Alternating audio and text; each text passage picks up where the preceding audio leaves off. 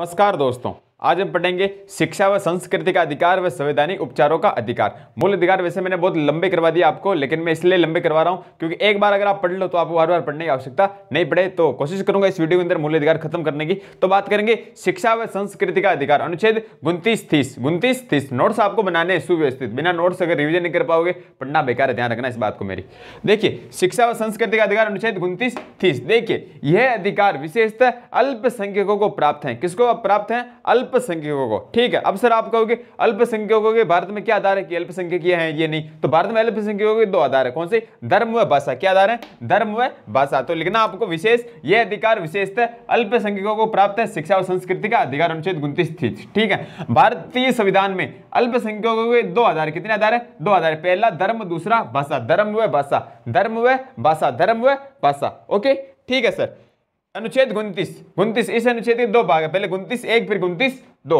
29-1 बात करेंगे फिर 29-2 अलग हो जाएगा। देखिए 29-1 अल्पसंख्यकों के हितों का संरक्षण। अल्पसंख्यकों के हितों का संरक्षण, अनुच्छेद 29-1 अल्पसंख्यकों के हितों का संरक्षण। क्या समझिए, देखिए भारत के क्षेत्र में निवास करने वाले नागरिक जो भारत में निवास करते हैं ना, तो भारत के क्षेत्र में निवास करने वाले नागरिक जिनकी कोई विशेष भाषा, लिपि या संस्कृति है। भारत के क्षेत्र में निवास करने वाले नागरिक जिनकी कोई विशेष भाषा, लिपि या संस्कृति है, तो भाषा, लिपि या संस्कृति है तो वह इन तीनों को सुरक्षित रख सकता है। भारत में कोई निवास करता नागरिक तो अपनी भाषा, लिपि और संस्कृति विशेष है उनकी, उनको वो सुरक्षित रख सकता है। ऐसा नहीं कि उनकी संस्कृति लुप्त हो जाएगी, नहीं, वो उनकी संस्कृति को रख सकते हैं। ठीक है सर। अनुच्छेद 29-2 क्या है? राज्य में संचालित शिक्षण संस्थानों में धर्म, वंश, जाति और भाषा, अंडरलाइन कर लेना भाषा को, धर्म, वंश, जाति, भाषा के आधार पर प्रवेश लेने से रोका नहीं जाएगा। Very very important. अनुच्छेद 29-2 राज्य में संचालित शिक्षण संस्थानों में धर्म, वंश, जाति, भाषा के आधार पर प्रवेश लेने से रोका नहीं जाएगा। ये बात है सरकारी स्कूलों के लिए। प्राइवेट सेक्टर वाले बहुत बार लेते नहीं लेते, उनकी इच्छा है, तो प्राइवेट में नियम वैसे लागू नहीं होता, लेकिन सरकारी विद्यालयों में कोई भी धर्म, वंश, जाति, भाषा के आधार पर प्रवेश लेने से भेदभाव नहीं करेगा। ठीक है, ओके सर। अब विशेष लगाएगा आप लिखना अनुच्छेद 29 अल्पसंख्यकों के साथ साथ बहुसंख्यकों को भी प्राप्त है।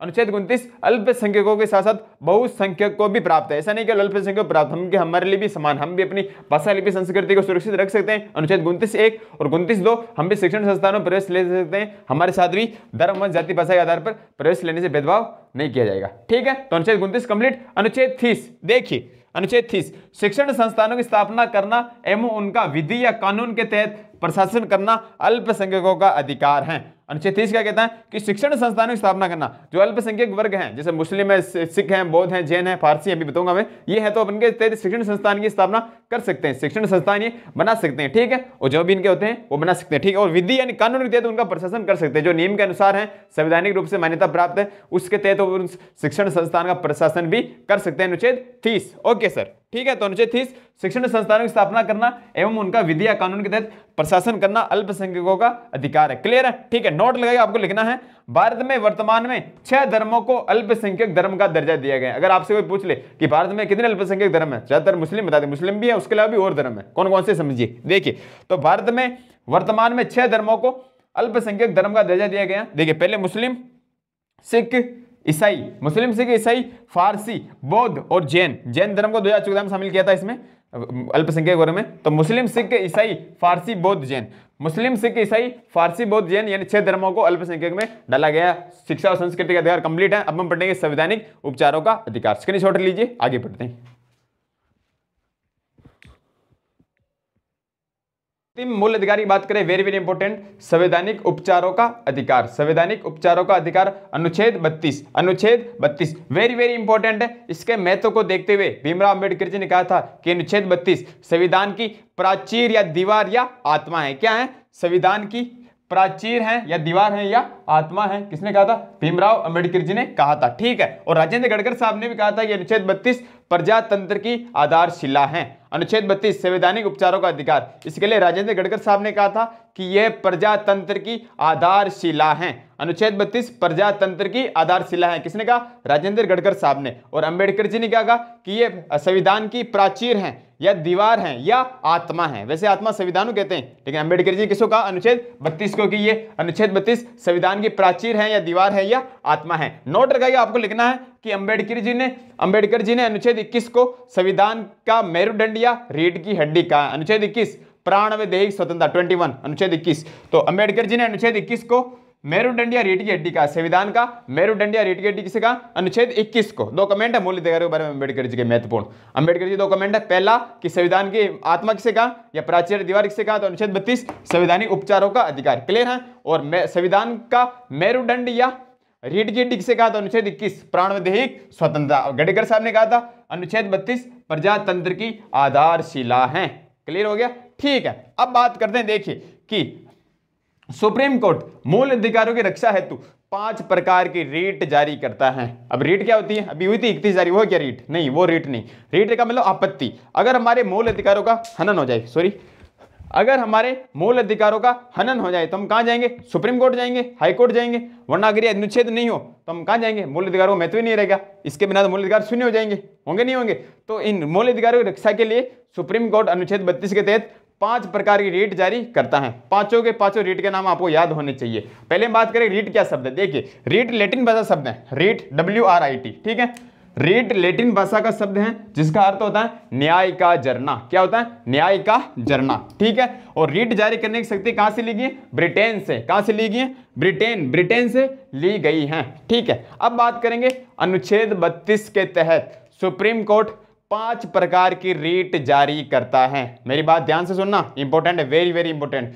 सुप्रीम कोर्ट अनुच्छेद 32 के तहत मूल अधिकारों की रक्षा हेतु 5 प्रकार की रीट जारी करता है। कौन कौन से याद होनी चाहिए? बंदी प्रत्यक्षीकरण, परमादेश, प्रतिषेध, उत्प्रेषण, अधिकार परीक्षा। बंदी प्रत्यक्षीकरण, परमादेश, प्रतिषेध, उत्प्रेषण, अधिकार परीक्षा। बंदी प्रत्यक्षीकरण, परमादेश, प्रतिषेध, उत्प्रेषण, अधिकार परीक्षा। बंदी प्रत्यक्षीकरण, परमादेश, प्रतिषेध, उत्प्रेषण, अधिकार परीक्षा। बंदी प्रत्यक्षीकरण, परमादेश, प्रतिषेध, उत्प्रेषण, अधिकार परीक्षा। बंदी प्रत्यक्षीकरण, परमादेश, प्रतिषेध, उत्प्रेषण, अधिकार परीक्षा। वेरी वेरी इंपॉर्टेंट, 5 रीट जारी करता है। देखिए समझना, छोटी सी बात समझा रहा हूं मैं। अनुच्छेद 32 के तहत तो सुप्रीम कोर्ट जारी करता है कितनी रीट? 5 रीट जारी करता है। कितनी? 5 रीट जारी करता है। बंदी प्रत्यक्षीकरण, परमादेश, प्रतिषेध, उत्प्रेषण, अधिकार परीक्षा। जबकि अनुच्छेद 226 के तहत हाई कोर्ट भी जारी करता है रीट, लेकिन वो 6 रीट जारी करता है ना। ये इसके लिए बाध्य है, लेकिन इसके लिए बाध्य नहीं, करे भी नहीं करे जारी नहीं। तो सुप्रीम कोर्ट तो करते ही करता 5, लेकिन हाई कोर्ट भी करता है 226 के तहत 6 रीट जारी करता है। एक रीट एक्स्ट्रा होती है, 5 तो यही है, एक अलग होती है, वो होती है इंजेक्शन।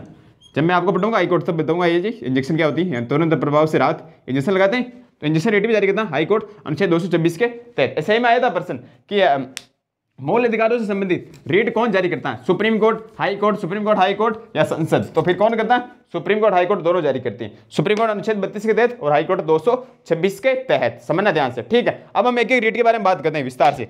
देखिए बंदी प्रत्यक्षीकरण, इंग्लिश नाम आपको इनका याद होना ही चाहिए। मैं कह रहा हूं इंपोर्टेंट है तो इंपोर्टेंट है। बंदी प्रत्यक्षीकरण इंग्लिश नाम है हेबियस कॉर्पस। क्या नाम है? Habeas corpus, habeas corpus. इसका अर्थ क्या होता है? बंदी प्रत्यक्षीकरण, बंदी को प्रत्यक्ष करो, यानी सह शरीर उपस्थित करना, सह शरीर उपस्थित करना। अर्थ क्या होता है? सह शरीर उपस्थित करना। कब जारी होती है रीट? जब किसी व्यक्ति को अवैध रूप से गिरफ्तार कर लिया गया हो तब बंदी प्रत्यक्षीकरण रीट जारी होती है। जब किसी व्यक्ति को अवैध रूप से गिरफ्तार कर लिया गया हो तो बंदी प्रत्यक्षीकरण रीट जारी होती है। क्लियर है? ठीक है सर। यह रीट सार्वजनिक एवं निजी दोनों व्यक्तियों के खिलाफ जारी हो सकती है। बंदी प्रत्यक्षीकरण रीट सार्वजनिक एवं निजी दोनों प्रकार के व्यक्तियों के खिलाफ जारी हो सकती है। सार्वजनिक यानी सार्वजनिक जो नॉर्मल व्यक्ति है वो, और निजी कोई प्राइवेट व्यक्ति है, मतलब बड़े पद वाला कोई भी हो, उसके खिलाफ भी जारी हो सकती है। समझना हमारी बात कैसे?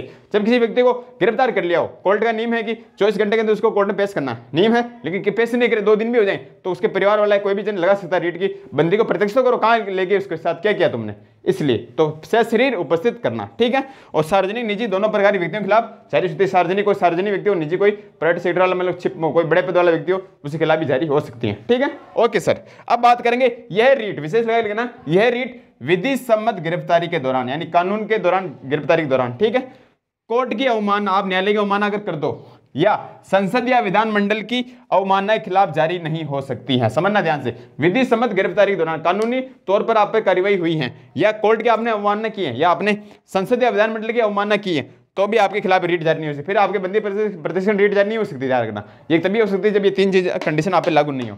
ऐसा नहीं आप न्यायालय की अवमानना करो फिर बंदी प्रत्यक्षीकरण रीट जारी करो, तब नहीं होगी, ठीक है। तो बंदी प्रत्यक्षीकरण इंग्लिश क्या बोलते हैं? Habeas corpus. हेबियस कॉर्पस अर्थ क्या होता है? सह शरीर उपस्थित करना। कब होती है? जब किसी व्यक्ति को अवैध रूप से गिरफ्तार कर लिया गया। स्क्रीनशॉट लीजिए, बाकी अब चारों ओर पढ़ते हैं, ठीक है। तो देखिए दूसरी रीट है परमादेश मैंडेमस। क्या है?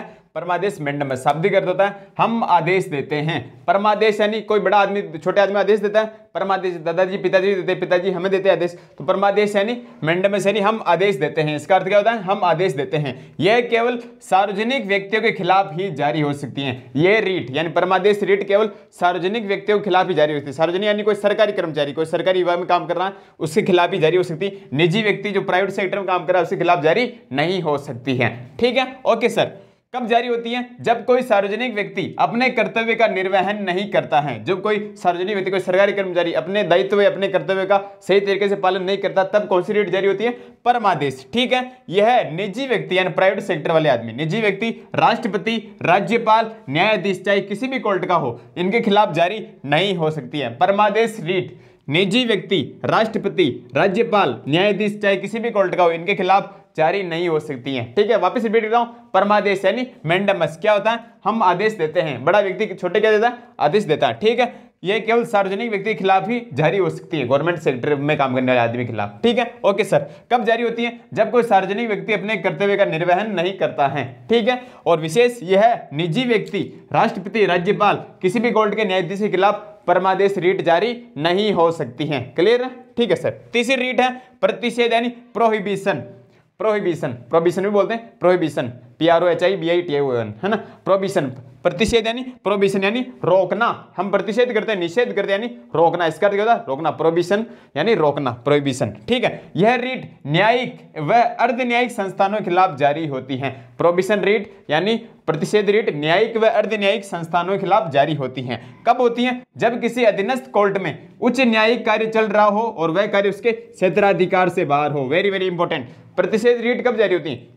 जब किसी अधीनस्थ कोर्ट तो कोई छोटा ही है, जैसे जिला कोर्ट या उसमें मामला बड़े लेवल का चल रहा हो या उसके कार्य क्षेत्र के बाहर चल रहा हो। राजस्थान की बात है, उसमें मामला चल रहा हो मध्य प्रदेश का मानेगी, तो उसके कार्य क्षेत्र में नहीं हो काम, मामला किसे ले रही, तभी रीट जाती है प्रतिषेध यानी रोकता कि आपका मामला आपकी कोर्ट के अंदर तो ही नहीं रहा, आपका क्षेत्राधिकार राजस्थान तक है, आप एमपी का केस कैसे लड़ रहे हो, एमपी केस कैसे सुनवाई कर रहे हो, नहीं कर सकते आप एमपी केस पे। ठीक है, यानी क्षेत्राधिकार से बाहर कोई मामला हो तो प्रतिषेध रीट बड़ी कोर्ट छोटी कोर्ट पर, अधीनस्थ कोर्ट पर जारी करती है। प्रतिषेध यानी रोकना, प्रोहिबिशन यानी रोकना, निषेध। ओके, ठीक है, वापस रिपीट करते हैं। प्रतिषेध यानी प्रोहिबिशन यानी रोकना। यह रीट न्यायिक व अर्ध न्यायिक संस्थानों के खिलाफ जारी होती है। ठीक है, कब जारी होती है? जब किसी अधीनस्थ कोर्ट में उच्च न्यायिक कार्य चल रहा हो, किसी छोटे कोर्ट में बड़े कोर्ट का मामला चल रहा हो। ठीक है, और उस वह कार्य उसके क्षेत्राधिकार से बाहर हो। हम कहते हैं ना क्या कहते हैं? स्टे लगा दिया, स्टे, कोर्ट पे स्टे लगाते हैं, स्टे इसी रीट के तहत लगाते हैं, प्रतिषेध स्टे। ठीक है, ओके। उत्प्रेषण या सोरटोरी, चौथी रीट है। उत्प्रेषण इंग्लिश से बोलते हैं सोरटोरी। क्या बोलते हैं? सोरटोरी। ओके, इसका अर्थ होता है सूचित करना या भेजना। इसका अर्थ होता है सूचित करना या भेजना। यह भी कोर्ट से संबंधित है। यह भी न्यायिक व अर्ध न्यायिक अंगों के खिलाफ जारी होती है। उत्प्रेषण रीट भी न्यायिक व अर्ध न्यायिक अंगों के खिलाफ जारी होती है। कब जारी होती है? जब कोई मामला कोर्ट में लंबित पड़ा हो यानी पेंडिंग पड़ा हो तो उत्प्रेषण रीट जारी करते हैं। कोई मामला आ गया, 6 महीने हो गए, मामले सुनवाई कर नहीं रही, तो बड़ी कोर्ट, अधीनस्थ कोर्ट कहेगी यार इसका मामला सेट तो कर, इस मामले को सुनवाई तो करो, इस पे क्यों नहीं कर रहे हो, नहीं कर रहे हो, हमें तो मामला सीधा हमारे अंडर में लेते हैं। ठीक है, उत्प्रेषण रीट तब जारी होती है। उत्प्रेषण यानी सोरटोरी, अर्थ होता है सूचित करना या भेजना। यह भी न्यायिक व अर्ध न्यायिक अंगों के खिलाफ जारी होती है। कब होती है? जब कोई मामला कोर्ट में लंबित या पेंडिंग पड़ा हो तो उत्प्रेषण रीट जारी करते हैं। यानी कोई मामला 6 महीने हो गए, 1 साल हो गया, सुनवाई नहीं कर रहे उस पर, तब कोर्ट कहेगी या तो आप इस पर सुनवाई करो या मामला सीधे हमारे अंडर में लेते हैं, हम इस पर सुनवाई करेंगे। ठीक है, ओके। पांचवी रीट इंपॉर्टेंट है, अधिकार परीक्षा या को वारंटो। पांचवी रीट है अधिकार परीक्षा, इसे इंग्लिश में बोलते हैं, इंग्लिश में को वारंटो। क्या बोलते हैं? को वारंटो। मूल अर्थ होता है किस अधिकार के तहत, किस अधिकार के तहत अधिकार परीक्षा पूछना, भाई साहब किस अधिकार है। जैसे पटवारी स्कूल में आ गया और निरीक्षण करता है कि आप पढ़ा क्यों नहीं रहे हो, आप ये क्यों कर रहे हो, तो कल वो शिकायत कर सकते हैं कि पटवारी साहब स्कूल में क्यों आए। फिर कोर्ट उनसे पूछेगी कि पटवारी साहब आप किस अधिकार के तहत स्कूल में जाकर कार्यवाही कर रहे थे, जांच छानबीन कर रहे थे, हैं आपको किसने अधिकार, आप कौन से अधिकारी हो, आप किस अधिकार दे दिया, इसे पूछ सकते हैं। यानी को वारंटो यानी किस अधिकार के तहत, अधिकार परीक्षा पूछ सकते किस अधिकार के तहत। ठीक है, आपको कोई अधिकार नहीं है, आप इस मामले सुनवाई कर रहे हो, आप नहीं कर सकते। ठीक है, ये रीट जारी होती है। तो अधिकार परीक्षा यानी को वारंटो, मूल अर्थ होता है किस अधिकार के तहत। जब कोई व्यक्ति किसी पद पर बिना किसी अधिकार के तहत कार्य करता हूं, कोई व्यक्ति बिना किसी पद पर बिना किसी अधिकार कार्य कर रहा हो तो सुप्रीम कोर्ट उसके खिलाफ अधिकार परीक्षा जारी कर सकता है और उससे स्पष्टीकरण मांग सकता है कि भाई साहब किस अधिकार देता है। हम सुनते हैं बहुत बार कि डिग्रियां फर्जी है इनकी और काम करते हैं, 2 साल होगी, 5 साल होगी, फिर सरकार पूछती है आप डिग्री फर्जी होगी, किस अधिकार से आप नौकरी कर रहे हो, पूछ सकती है। रीट कौन सी होती है? अधिकार परीक्षा। 5 रीट बता दी मैंने, बंदी प्रत्यक्षीकरण, परमादेश, प्रतिषेध उत्प्रेषण अधिकार परीक्षा, ठीक है, बंदी प्रतिष्ठीकरण परमादेश प्रतिषेध उत्प्रेषण अधिकार परीक्षा, पॉसिबिलिटी आपको याद होनी चाहिए। अब मैं इसके कुछ पॉइंट लगाता हूं, फिर वाद लगा देता हूं, फिर मूल अधिकार कंप्लीट हो जाएगा, ठीक है। और एक चीज मैंने बताई थी आपको कि इसको संवैधानिक उपचारों अधिकार को भीमराव अम्बेडकर जी ने क्या कहा था, तो संवैधानिक आत्मा कहा था। लेकिन वैसे संवैधानिक आत्मा किसे कहते हैं, प्रस्तावना कहते हैं, प्रस्तावना, संविधान बोल गया था मैं, तो प्रस्तावना को संवैधानिक आत्मा वैसे विशेष रूप से बोलते हैं। स्क्रीनशॉट लीजिए, आगे और करते हैं। तो देखिए अनुच्छेद 33, 34, 35, 12 से 35 मैंने करवा दी, 12 से 32 तक है ना, 12 से 32 हमने पढ़ लिए, 33, 34, 35 नहीं पढ़े सर। इनमें क्या है, तो ये सैन्य प्रशासन संबंधित है, इनमें मार्शल लॉ वगैरह। अनुच्छेद 35 कहता है कि संसद कानून बना सकती है मूल अधिकारों में, तो वैसे इंपॉर्टेंट है नहीं, ये सैनिक प्रशासन संबंधित है। वैसे अपने बहुत डिटेल पढ़ ली, इतने डिटेल क्या पढ़े, तो इसलिए इंपॉर्टेंट है नहीं, वैसे आज तक नहीं पूछेंगे आपसे, ठीक है। अब बात करें विशेष लगेगा आपको लिखना, आपातकाल के दौरान अनुच्छेद 352 राष्ट्रीय आपातकाल है ना, अनुच्छेद 352 के तहत मूल अधिकारों को निलंबित करने की, निलंबित यानी पेंडिंग है ना, समाप्त नहीं कह रहा हूं मैं निलंबित करने कह रहा हूं, निलंबित सस्पेंड है ना, निलंबित करने की शक्ति किसमें निहित है, राष्ट्रपति में निहित है। वापस सुनना, आपातकाल के दौरान अनुच्छेद 352 के तहत मूल अधिकारों को निलंबित करने की शक्ति किसमें है, तो राष्ट्रपति में निहित है। किसमें, राष्ट्रपति में निहित है। ओके सर, ठीक है। आपातकाल अनुच्छेद 352 के दौरान अनुच्छेद 20 व 21 को छोड़कर सभी मूल अधिकारों को निलंबित किया जा सकता है। आपातकाल के दौरान अनुच्छेद 352 राष्ट्रीय आपातकाल के दौरान अनुच्छेद 20, 21 को छोड़कर सभी मूल अधिकारों को निलंबित किया जा सकता है। पहले भी बताया था मैंने, अनुच्छेद 20, 21 को छोड़कर सभी मूल अधिकारों को हम निलंबित कर सकते हैं राष्ट्रीय आपातकाल अनुच्छेद 352 के तहत। वेरी वेरी इंपॉर्टेंट, ठीक है। मूल अधिकारों को रक्षक किसे कहा जाता है, तो न्यायपालिका यानी सुप्रीम कोर्ट और हाई कोर्ट। सुप्रीम कोर्ट को भी कहा जाता है, हाई कोर्ट को भी कहा जाता है। सुप्रीम कोर्ट अनुच्छेद 32 के तहत 5 प्रकार रीट जारी करती है ना, मैंने बता दिया। और हाई कोर्ट अनुच्छेद 226 के तहत रीट जारी करती है 6 प्रकार की, ठीक है। तो अनुच्छेद 32 के तहत तो सुप्रीम कोर्ट जारी करती है रीट है ना, और हाई कोर्ट अनुच्छेद 226 के तहत 226 है ना 226 के तहत रक्षा करती है, ठीक है। तो मूल अधिकार रक्षक किसे कहा जाता है, न्यायपालिका यानी सुप्रीम कोर्ट या हाई कोर्ट। सुप्रीम कोर्ट को अनुच्छेद 32 के तहत और हाई कोर्ट को अनुच्छेद 226 के तहत। ये प्रश्न ऐसा ही में आया था, ऐसे 2018 में, देख लेना, ठीक है। ओके सर, अब आप पॉइंट लिखने 3 पूरा लेवल से करा तो बाई चांस 1 नंबर प्रश्न आपसे पूछ ले, क्या पता। देखिए, मूल अधिकारों की रक्षा कौन करता है या परिवर्तन कौन करता है, लागू कौन करता है। मूल अधिकारों की रक्षा करना या परिवर्तन करना है, लागू करना कौन करता है, न्यायपालिका करती है। कौन करती है, न्यायपालिका, ठीक है। मूल अधिकारों में संशोधन कौन कर सकता है, संशोधन तो संसद कर सकती है। संशोधन कौन कर सकती है, संसद। मूल अधिकारों में संशोधन संसद कर सकती है, से याद करना, संशोधन कौन कर सकती है, संसद, ठीक है। और मूल अधिकारों निलंबित कौन कर सकता है, तो राष्ट्रपति, बताया था मैंने, कौन कर सकता है, राष्ट्रपति, ठीक है। ये मूल अधिकार कंप्लीट है। अब मूल अधिकार में वाद आपको बता दूं, बाई चांस आपसे पूछ ही ले, क्या पता, पूरा करवा देते हैं, इससे बाहर आने की संभावना ना के बराबर रहेगी। अब वाद बता देता हूं, फिर मूल अधिकार कंप्लीट है, ठीक है। स्क्रीनशॉट लीजिए। करते हैं कि मूल्य अधिकार से संबंधित वाद कौन कौन से, महत्वपूर्ण वाद मैं आपको बता रहा हूं, वरना बहुत सारे वाद हुए थे। देखिए, पहला एक के गोपालनवाद 1950 हुआ था। सुप्रीम कोर्ट ने कहा कि मूल्य अधिकारों में संशोधन नहीं कर सकते। एक के गोपालनवाद 1950 में सुप्रीम कोर्ट ने क्या निर्णय दिया कि मूल्य अधिकारों में संशोधन हम नहीं कर सकते, ठीक है। फिर हुआ था गोलकनाथ वर्सेज पंजाब राज्य विवाद 1967। फिर हुआ था कौन सा वाद, गोलकनाथ वर्सेज पंजाब राज्य विवाद 1967। इसमें भी सुप्रीम कोर्ट ने कहा कि हम मूल्य अधिकार में संशोधन नहीं कर सकते, यानी गोपालनवाद के निर्णय को वापस सही ठहराया सुप्रीम कोर्ट ने कि मूल्य अधिकार में संशोधन नहीं कर सकते। किसमें कहा, गोलकनाथ में, ठीक है। फिर very very very very important, Keshavananda Bharati versus Kerala राज्य विवाद। केशवानंद भारती वर्सेज केरल राज्य विवाद, केशवानंद भारती वर्सेज केरल राज्य विवाद 1973 वेरी वेरी इंपॉर्टेंट। अब तक का सबसे बड़ा वाद कहा जाता है इसको। इसके बारे में विस्तार से मैं आपको प्रस्तावना पढ़ूंगा तब बताऊंगा वैसे, लेकिन अभी समझ लीजिए थोड़ा। केशवानंद भारती वर्सेज केरल राज्य विवाद अब तक का सबसे बड़ा वाद था, है ना, 1973 में हुआ था। सुप्रीम कोर्ट ने कहा कि संसद मूल्य अधिकारों में संशोधन कर सकती है। क्या कहा सुप्रीम कोर्ट ने, कि संसद मूल्य अधिकारों में संशोधन कर सकती है, लेकिन मूल ढांचे को प्रभावित नहीं कर सकती। मूल ढांचे में संशोधन नहीं कर सकती। जो मूल ढांचा बेसिक स्ट्रक्चर है, उसके सिद्धांत को इसमें दिया कि संसद मूल अधिकार में संशोधन थोड़ा बहुत कर सकती है, लेकिन जो मूल ढांचा है, मूल बेसिक स्ट्रक्चर, उसको चेंज नहीं कर सकती। किसमें कहा, केशवानंद भारतीवाद 1973। वेरी वेरी इंपॉर्टेंट, सबसे ज्यादा प्रश्न पूछे जाने की संभावना यही है, केशवानंद भारतीवाद 1973, ठीक है। फिर हुआ था मिनर्वा मिल्स वाद 1980। इसमें भी सुप्रीम कोर्ट ने कहा कि इसको वापस इसको रिपीट कर दिया कि मूल अधिकार में संशोधन संसद कर सकती है, वापस रिपीट कर। मेन तो इंपॉर्टेंट यही है इसमें, केशवानंद भारतीवाद क्या कहा कि सुप्रीम कोर्ट ने कहा कि संसद मूल अधिकार में संशोधन कर सकती। कौन, संसद मूल अधिकारों में संशोधन कर सकती। किस वाद में कहा गया, केशवानंद भारतीवाद। और मिनर्वा मिल्स वाद में 1980 में वापस इसी चीज को दोहराया गया, ठीक है। मूल अधिकार पूरा लेवल से मैंने आपको करवा दिया बहुत ही कम समय में, वरना मूल अधिकार की 10 या 12 दिन की क्लास होती है। आपको कैसा लगा आप जरूर बताना और शेयर जरूर करना। और नोट्स तो आपको बनानी है, चाहे कोई पढ़े नहीं पढ़े, आपको पढ़ना, नौकरी आपको लगना, किसी और को नहीं। ठीक है, धन्यवाद।